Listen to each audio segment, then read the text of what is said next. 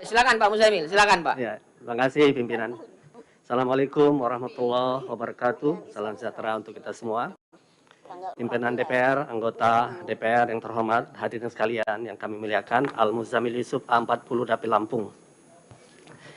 Pada kesempatan yang berharga ini, kami ingin memberikan catatan atas konsep peta jalan pendidikan yang diajukan oleh Kemendikbud yang telah beberapa kali dibahas oleh Komisi 10 DPR dan Kemendikbud mengatakan akan membentuk dalam bentuk perpres.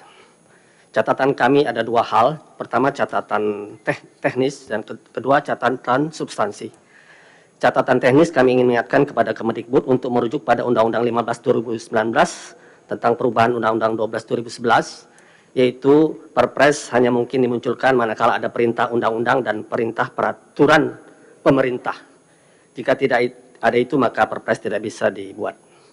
Yang kedua, aspek substansi yang kami ingin sampaikan adalah ketika awal peta jalan ini diajukan, konsep yang telah dibuat oleh Kemendikbud tidak sesuai dengan namanya. Arah peta jalan yang dari titik tolak dan arahnya sudah tidak bertolak dari konstitusi dan berarah kepada visi konstitusi, yaitu pasal 31 ayat 3 yang merupakan produk dari reformasi. Contoh yang saya maksudkan adalah ketika Mendikbud menyebutkan dalam peta jalan itu profil pelajar Pancasila. Yang dikutip dari konstitusi dan undang-undang Sisdiknas hanyalah akhlak mulia dan aspek kecerdasan. Padahal Undang-Undang Dasar Produk Reformasi pasal 31 dan Undang-Undang 2020/2003 jelas sekali mengutip lengkap amanat konstitusi yang berbunyi, pemerintah mengusahakan dan menyelenggarakan satu sistem pendidikan nasional yang meningkatkan keimanan dan ketakwaan serta akhlak mulia dalam rangka mencerdaskan kehidupan bangsa yang diatur dengan undang-undang. Kami berterima kasih kepada teman Komisi 10 yang telah memperbaiki. Catatan kami adalah Kemendikbud dengan tim yang luar biasa sejak awal pembentukan peta jalan telah keluar dari amanat. Kami khawatir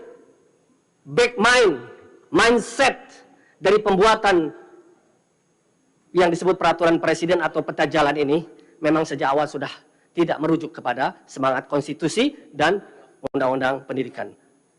Oleh karena bertentangan dengan teknis dan bertentangan dengan substansi, maka melalui forum ini kami meminta untuk pimpinan DPR meminta pada Kemendikbud untuk mencabut peta jalan tersebut.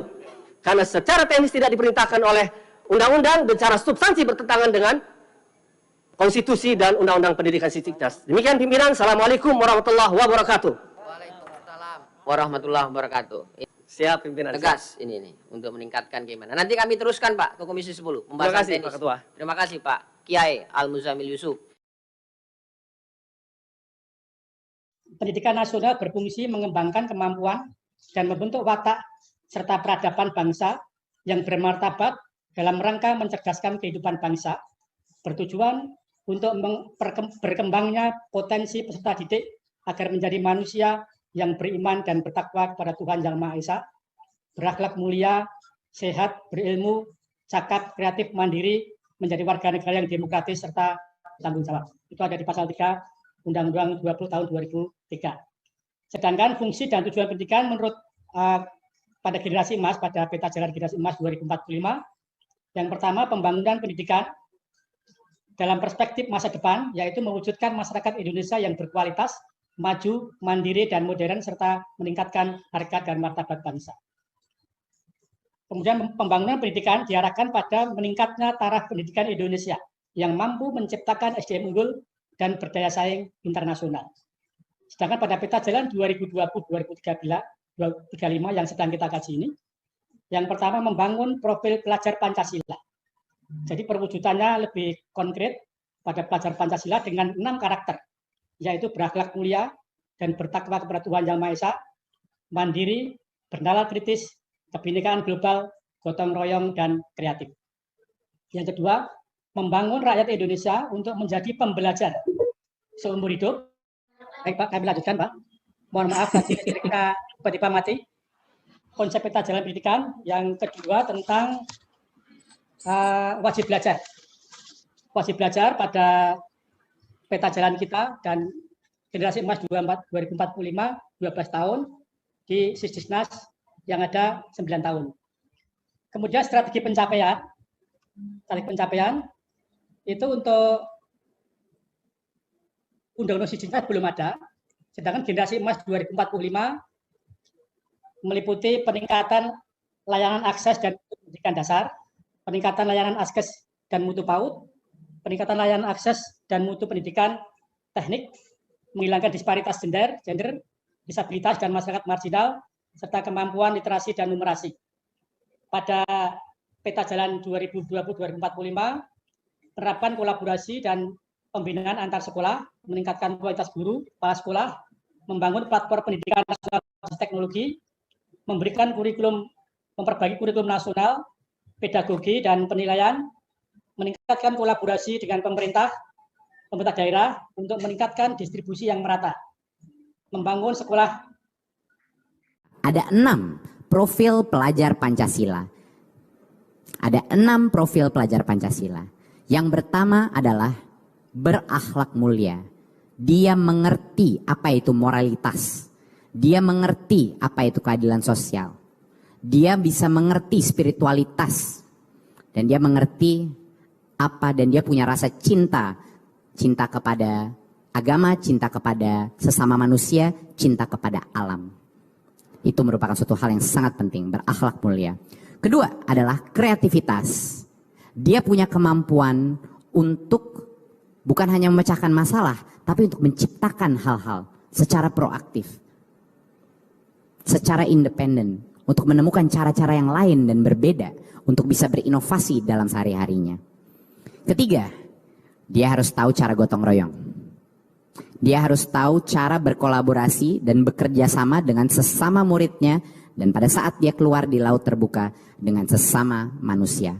Karena tidak akan ada pekerjaan atau aktivitas yang tidak membutuhkan gotong royong, tidak membutuhkan kolaborasi. Apalagi di era industri 4.0. Kolaborasi menjadi jauh lebih penting lagi. Sekarang aja udah penting. Bayangkan di masa teknologi yang semakin berubah cepat. Keempat adalah kebinekaan global. Ini adalah perasaan menghormati keberagaman. Ini adalah toleransi terhadap perbedaan. Ini juga artinya dia bisa menerima dan menghormati keperbedaan tanpa rasa judgment, tanpa menghakimi, dan tidak merasa dirinya dia atau grupnya dia atau kelompoknya dia lebih baik dari yang lain. Itu artinya kebinekaan global. Dan bukan hanya di level Indonesia sebagai negara dia, tapi juga dalam tingkat dunia. Dalam tingkat dunia. Karena dunia ini menjadi semakin kecil, informasi dan pengetahuan menjadi semakin besar, bisa diakses dimanapun. Sehingga kebinekaan global itu menjadi suatu hal yang penting dan harus menjadi aspirasi sistem pendidikan kita. Karena kita akan bersaing di masa kini dan masa depan, kita akan bersaing di panggung dunia, bukan hanya di Indonesia. Yang kelima adalah bernalar kritis. Ini adalah asesmen kompetensi yang kita tes, kemampuan beranalisa, kemampuan memecahkan masalah-masalah yang real, kemampuan untuk berpikir secara kritis dan menimbang berbagai macam solusi untuk suatu permasalahan. Dan yang terakhir adalah kemandirian. Seberapa independen siswa-siswi kita? Apakah mereka terdorong dengan motivasi di dalam hatinya dia? Apakah harus terus didorong dari luar atau eksternal?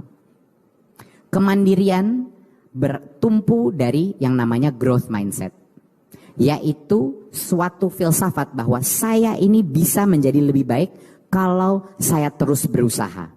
Sehingga saya ingin terus mencari informasi lebih banyak, saya harus bekerja keras karena saya bisa menjadi lebih baik. Ini adalah kunci daripada mindset untuk kemandirian siswa-siswi kita.